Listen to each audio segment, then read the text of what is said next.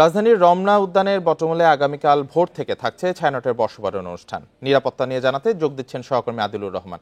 আদিলুর রহমান, এবার নতুন প্রেক্ষাপটে ছায়ানটে বর্ষবরণ অনুষ্ঠান হচ্ছে, পুলিশ কমিশনার বলছেন নিরাপত্তা কোনো শঙ্কা নেই। আপনি প্রস্তুতি কেমন দেখছেন শেষ মুহূর্তের, এবং নিরাপত্তার বিষয়টি নিয়ে জানাবেন কেমন দেখছেন?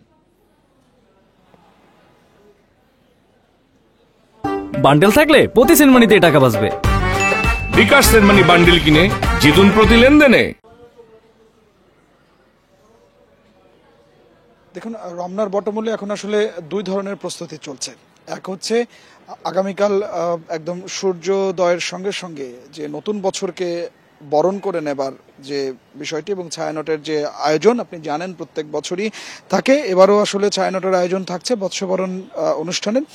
ছায়ানট একদিকে আসলে রমনার বটমূলে তাদের যে প্রস্তুতি, সেই প্রস্তুতির কাজটি আসলে চলছে। এরই মধ্যে আমরা দেখতে পাচ্ছি যে কাজ অনেকটাই আসলে তাদের শেষ পর্যায়ে, তাদের যে স্টেজের কাজটি শেষ হয়ে গেছে। এখন আসলে যে সাউন্ড সিস্টেমের যে কাজগুলো, সেই কাজগুলো চলছে। কিছুক্ষণ পরপরই আমরা দেখছি যে ছায়ানটের যারা এখানে কাজ করছেন তারা তাদের যে সাউন্ড সিস্টেমটি আছে সেগুলো আসলে পরীক্ষা নিরীক্ষা করছেন, বা সেই সময়ের যে কাজগুলো আছে সেগুলো আসলে করছেন। এটি আসলে ছায়ানটের একটি প্রস্তুতি।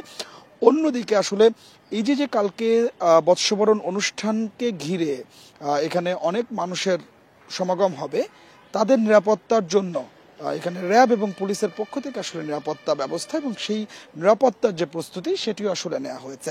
আজকে সকালে আমরা দেখেছি যে 10টার পরপরই র্যাবের পক্ষ থেকে একটি মহড়া হয়েছে। র্যাবের ডগ স্কোয়াডের পক্ষ থেকে সুইপিং বলা হয়, সেটি করা হয়েছে এই পুরো রমনা এলাকায়। এরপরে র্যাবের যিনি মহাপরিচালক আছেন তিনি গণমাধ্যমের সঙ্গে কথা বলেছেন এবং তিনি জানিয়েছেন যে তাদের পক্ষ থেকে ওয়াচ টাওয়ার থাকছে এবং র্যাবের সদস্যরা পুরো রমনা এলাকায় থাকবে। কোনো ধরনের কোনো নিরাপত্তার ঘাটতি নেই, সেটি র্যাবের মহাপরিচালক বলে গেছেন। এর পরপরই আমরা দেখেছি যে ডিএমপি পুলিশ কমিশনার তিনি এই রমনা এলাকাটি পরিদর্শনে এসেছেন এবং একই সাথে ডিএমপির পক্ষ থেকে এখানে মহড়া হয়েছে। সেই মহড়ার মধ্যে ছিল যে হঠাৎ অনুষ্ঠান চলাকালে যদি কোনো দুষ্কৃতিকারী বোমা বিস্ফোরণের মতো ঘটনা ঘটান, সেক্ষেত্রে আসলে কি করবেন তাৎক্ষণিকভাবে, এবং নিরাপত্তা ব্যবস্থাটি আসলে তখন কি হবে। এই ধরনের যে নিরাপত্তার যে মহড়াটি, সেই মহড়াটি এখানে হয়েছে। ডিএমপির পক্ষ থেকে পরবর্তীতে আমাদেরকে গণমাধ্যমের সঙ্গে কথা বলেছেন ডিএমপি কমিশনার, এবং তিনি জানিয়েছেন যে আগামীকাল বর্ষবরণকে ঘিরে রাজধানীতে কোনো ধরনের কোনো নিরাপত্তার শঙ্কা নেই। বিশেষ করে তিনি দুটি জায়গার উপরে অনেক বেশি জোর দিয়েছেন, একটি রমনার বটমূল এবং অন্যটি চারুকলা থেকে যে শোভাযাত্রাটি বের হবে এই শোভাযাত্রাকে ঘিরে।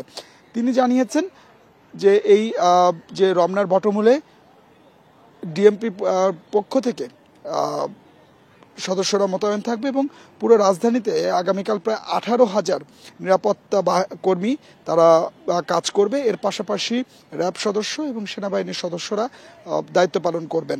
কোনো ধরনের কোনো নিরাপত্তা ঝুঁকি নেই, এটি ডিএমপি পুলিশ কমিশনার জানিয়েছেন। আপনি জানেন যে গত দুদিন আগে চারুকলার একটি মোটিভ পুড়ে গেছে। সেই মোটিভ পুড়ে যাওয়ার বিষয়েও এখানে ডিএমপি কমিশনার কথা বলেছেন এবং তিনি জানিয়েছেন যে এই ঘটনায় শাহবাগ থানায় একটি মামলা হয়েছে এবং আগামীকাল শোভাযাত্রা বের হবার আগে এই ঘটনার যে দুষ্কৃতিকারী তাকে গ্রেপ্তার করা হবে, এটি ডিএমপি পুলিশ কমিশনার বলেছেন। এবং তিনি খুব জোর দিয়ে বলেছেন যে কোনো ধরনের কোনো নিরাপত্তা শঙ্কা তিনি আসলে দেখছেন না, কোনো ধরনের কোনো নিরাপত্তা ঝুঁকি এই নববর্ষের যে অনুষ্ঠানগুলো আছে সেই অনুষ্ঠানে দেখছেন না।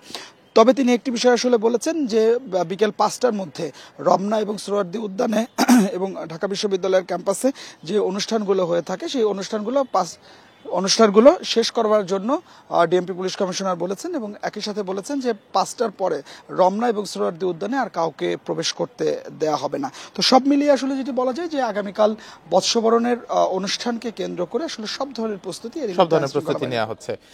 রমনা বটমূল থেকে প্রস্তুতি নিয়ে জানাচ্ছিলেন সহকর্মী আদিলুর রহমান।